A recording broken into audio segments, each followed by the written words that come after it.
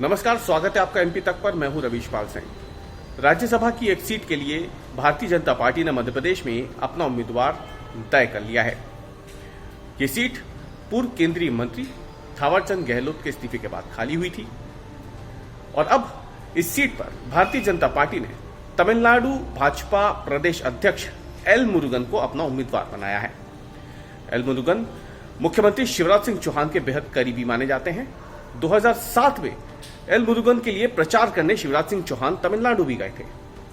अब उनके नाम पे मोहर लगने से तय हो गया है कि राज्यसभा से मध्य प्रदेश से अगला नाम जो भारतीय जनता पार्टी का होगा वो एल मुरुगन ही होंगे। लेकिन इसमें सबसे बड़ी बात जो निकल कर सामने आई है वो ये कि क्या भारतीय जनता पार्टी के पास प्रदेश स्तर पर ऐसा कोई नाम नहीं था जो इस सीट पर अपनी दावेदारी ठोक सके या भाजपा का उम्मीदवार बन सके।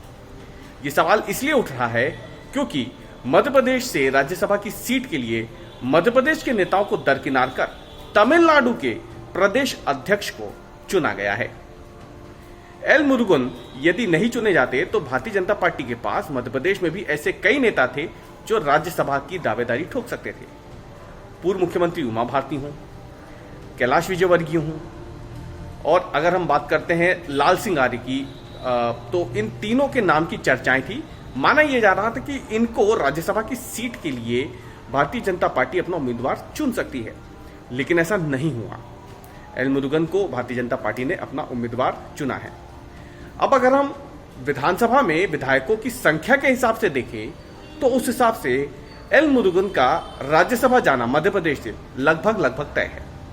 विधानसभा में विधायकों की संख्या के हिसाब से देखे जाए तो भारतीय जनता पार्टी के पास बहुत बड़ा बहुमत है और अगर 4 अक्टूबर को जो वोटिंग होनी है राज्यसभा की सीट के लिए, यदि इसमें कांग्रेस अपना उम्मीदवार नहीं उतारती है चुनाव के लिए, राज्यसभा चुनाव के लिए जो वोटिंग होनी है 4 अक्टूबर को, तो फिर एल मुरुगन निर्विरोध चुन लिए जाएंगे राज्यसभा के लिए।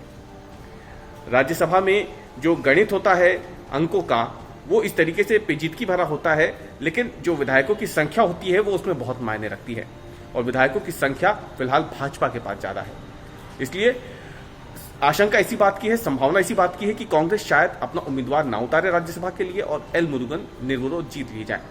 अब देखना यह है कि संख्या बल को ध्यान में देखते हुए क्या कांग्रेस वाकई अपना उम्मीदवार नहीं उतारती है या फिर टक्कर देने की कोशिश करती है।